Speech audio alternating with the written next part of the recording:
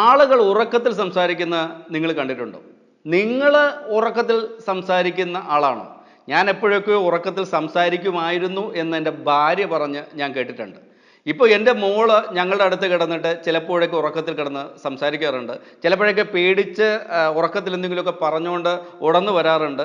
ചിലപ്പോഴൊക്കെ ഉറക്കത്തിൽ കിടന്ന് ചിരിച്ചിട്ട് സംസാരിക്കാറുണ്ട്. അപ്പോൾ ഞങ്ങളൊന്ന് തട്ടി വിളിച്ചിട്ട് ആ മക്കളെ എന്താണെന്നൊക്കെ ചോദിച്ചു കഴിയുമ്പോൾ വീണ്ടും നോർമൽ സ്ലീപ്പിലേക്ക് അവൾ പോകാറുമുണ്ട്.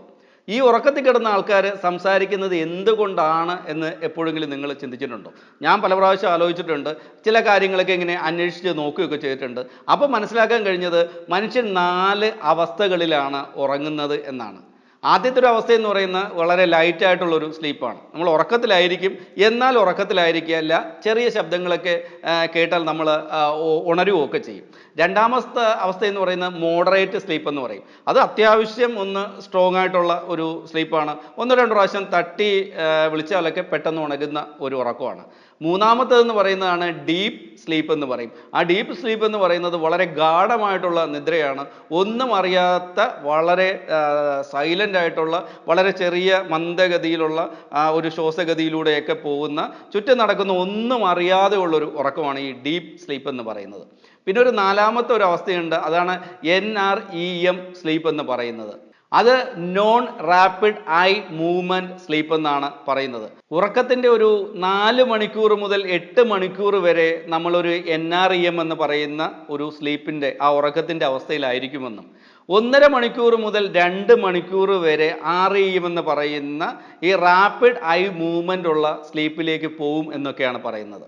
ഈ സമയത്താണ് നമ്മൾ സ്വപ്നങ്ങളൊക്കെ കാണുന്നത്. സ്വപ്നം കാണാത്തവരായിട്ട് ആരും ഉണ്ടാകില്ല എന്നുള്ളതാണ് എൻ്റെ വിശ്വാസം. ഈ സ്വപ്നം കാണുന്ന സമയത്ത് അല്ലെങ്കിൽ ഈ സ്വപ്നം ആസ്വദിക്കുന്ന സമയത്ത് നമ്മൾ കണ്ണുകൾ ഇങ്ങനെ അടച്ചിരുന്നാലും നമ്മുടെ കണ്ണുകൾ കൃഷ്ണമണിക്കകത്ത് അല്ല നമ്മുടെ കണ്ണിൻ്റെ പീലിക്കകത്ത് നമ്മുടെ കണ്ണുകൾ ചലിക്കുന്നുണ്ടാകും എന്നാണ് പറയപ്പെടുന്നത്. ഇങ്ങനെയുള്ള ചലനം ഉള്ളത് കൊണ്ടാണ് ഇതിനെ റാപ്പിഡ് ഐ മൂവ്മെൻറ്റ് സ്ലീപ്പ് എന്ന് പറയുന്നത്.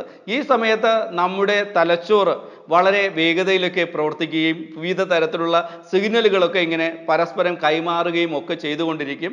ഈ സ്വപ്നത്തിലെ അവസ്ഥ അല്ലെങ്കിൽ കാഴ്ചകൾക്ക് അനുസരിച്ച് നമ്മൾ അറിയാതെ തന്നെ അതുമായി ബന്ധപ്പെട്ട കാര്യങ്ങൾ നമ്മൾ സംവേദനം ചെയ്യാൻ അല്ലെങ്കിൽ സംസാരിക്കാൻ ശ്രമിക്കുകയും ചിലപ്പോൾ ഈ സംസാരം പുറത്തേക്ക് വരികയും ചുറ്റുമുള്ള ആൾക്കാരൊക്കെ കേൾക്കുകയും ചെയ്യുന്നു എന്നാണ് പറയപ്പെടുന്നത്. ഇതൊരു സ്വാഭാവികമായിട്ടുള്ള ഉറക്കത്തിലുള്ള സംസാരത്തിൻ്റെ ഒരു കാരണമാണ്. ഇതുകൂടാതെ വളരെ വലിയ സ്ട്രെസ്സോ ആങ്സൈറ്റിയോ ഒക്കെ അനുഭവിച്ചുകൊണ്ടിരിക്കുന്ന മനുഷ്യർ ഉറക്കത്തിൽ സംസാരിക്കാനുള്ള സാധ്യതയുണ്ട്. പിന്നെ ആൽക്കഹോളിൻ്റെയോ കാഫീൻ്റെയോ ധാരാളമായി കോഫി കുടിക്കുകയോ ഒക്കെ ചെയ്യുന്ന ആൾക്കാർ ഇതിൻ്റെയൊക്കെ എഫക്റ്റിൽ ഈ ഉറക്കത്തിൽ സംസാരിക്കാനുള്ള സാധ്യതയുണ്ട്.